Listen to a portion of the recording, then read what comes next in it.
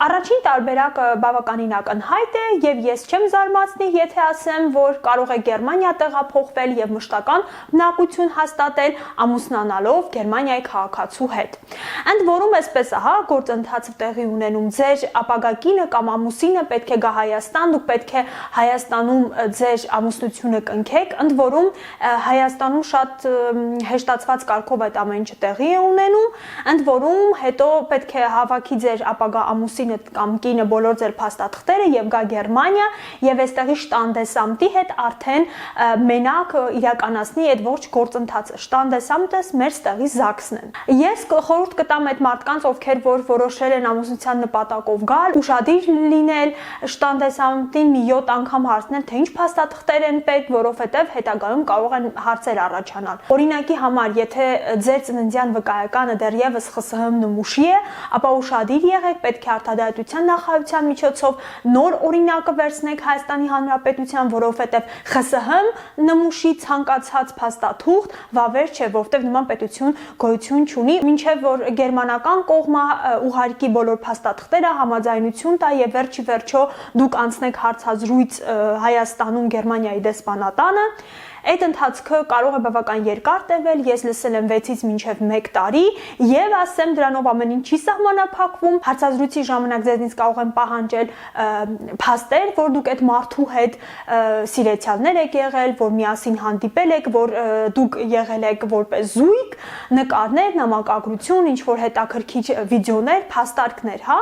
Ասեմ, որ եթե դուք վերջի վերջո գալիս եք բարեհաջող հասնում եք Գերմանիա, ձեզ տալիս են 3 տարվա ժամկետով կեցության իրավունք։ Ես դեպքեր եմ լսել, որ այստեղ անգամ հատուկ ծառայությունները գալիս են, այսինքն ամուսնության հարցերով զբաղվող հատուկ ծառայությունները, օրինակ կարող է ժամը 8-ին առավոտյան գան տեսնել այդ մարդը ձեզ հետ է ապրում թե ոչ, ստուգեն լոգարանը արդյոք կա 2 խոզանակ կամ պահարանները ստուգեն համոզվելու համար, որ դուք միասին ապրում եք, հա։ Հետևաբար խորհուրդ եմ տալիս ամուսնանալ միմիայն ելնելով սիրուց, այլ ոչ թե ինչ որ երկրում ապագա կառուցելու նպատակով։ Դուք կարող եք տեղափոխվել Գերմանիա, եթե դուք գաք այստեղ ուսուցման նպատակով։ Ընդ որում, այսպես է, գիտեք, Հայաստանում կա Գյոթե ինստիտուտի մասնաճյուղ, որտեղ դուք կարող եք լեզվի քննություն հանձնել, ամեն մակարդակի B1, B2, այնտեղ կա C1, այնքան է DAF կա, որը որ միջազգային ուսանողների համար լեզվի պահանջվող քննության չափանիշներին է համապատասխանում։ Համալսարանի կայքեջերում դուք կարող եք գտնել համապատասխան մասնագիտությունը, համապատասխան ֆակուլտետը, կարող եք հետաքրքրվել եւ իմանալ արդյոք իրենք ունեն հնարավորություն դրսի ուսանող ընդունելու եւ ինչ պայմաններով, եթե դուք համալսարան եք ավարտել Հայաստանում, բնականաբար խոսքը պետական համալսարանների մասին է, պետք է անպայման ձեր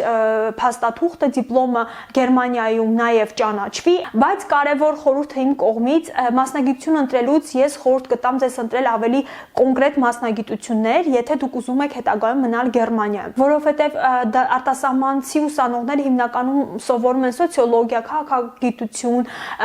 հասարակական ինչ-որ առարկաներ, որոնցով պրակտիկ դուք Գերմանիայում դժվար թե շատ շուտ կարողանաք աշխատանք ճարել։ Բնականաբար կան բացառություններ, ես խոսում եմ ընդհանուր բաների մասին։ Հետևաբար հենց այդ ֆակուլտետներում են շատ արտասահմանցի ուսանողներ։ Ասեմ, որ ավարտելուց հետո 6-ից մի տարի դուք ունեք ժամանակ աշխատանք այստեղ գտնելու, եթե դուք գտաք աշխատանք, այդ դեպքում դուք կստանեք արդեն մշտական բնակություն Գերմանիայում։ Թերևս եղան շատ հարցեր հենց աշխատանքի վերաբերյալ, այո, դուք կարող եք տեղափոխվել Գերմանիա հենց աշխատանքի նպատակով, բայց այստեղ կան մի քանի նյուանսներ։ Նախ այսպես տրամաբանենք, հա,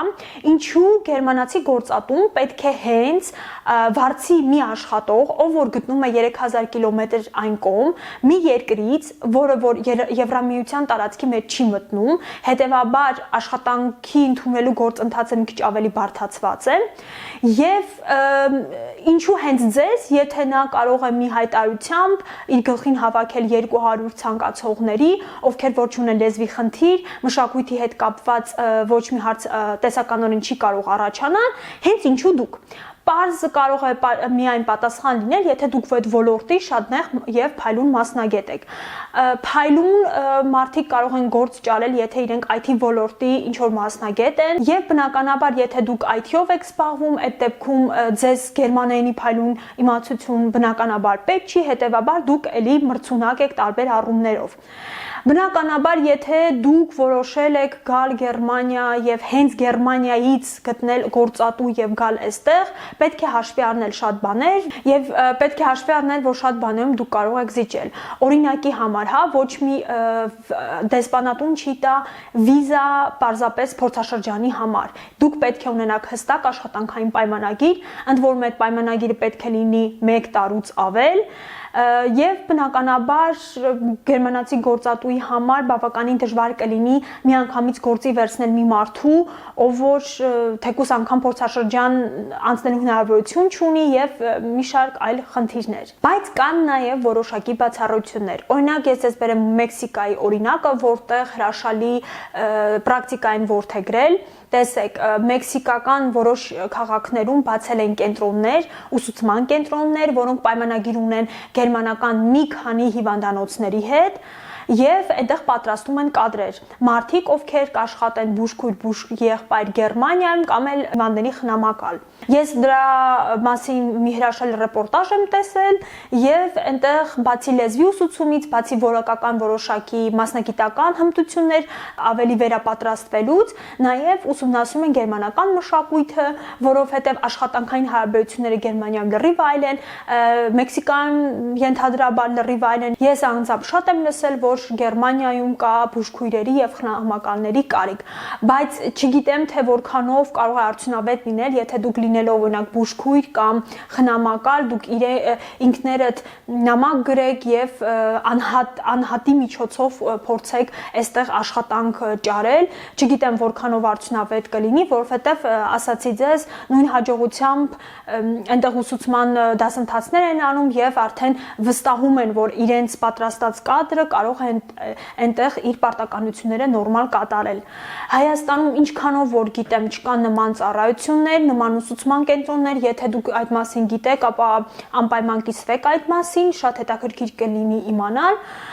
Ես գիտեմ, որ Հայաստանում կան այսպիսի կենտրոններ, որոնք պատրաստում են դայակներ, բայց դա էլ այդպես աշխատանք չի կարելի համարել, որովհետև Գերմանիայում այսպես կա ուսանողների փոխանակման ծրագիր եւ հիմնականում դրանք աղջիկներ կամ տղաներ են մինչեւ 25 տարեկան հասակը, ովքեր որ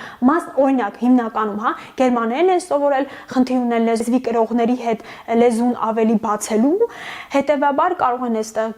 գալիս են այդ ուսուցման կենտրոնների միջոցով, ընդ որում դա ոչ միայն Հայաստանի վերաբերում, այլ նաեւ ամբողջ աշխարհում կան այդպիսի կենտրոններ, անգամ ես գիտեմ, որ մարդիկ Ֆրանսիայից են գալիս այստեղ ուսանողներ, հիմնականում մինչև 23-25 տարեկան, գալիս են մնում են այստեղ ընտանիքները իրենց հոգում են որոշակի այդպես կարիքներ, բնականաբար մնալու համար գումար չես դու տալիս, այստեղ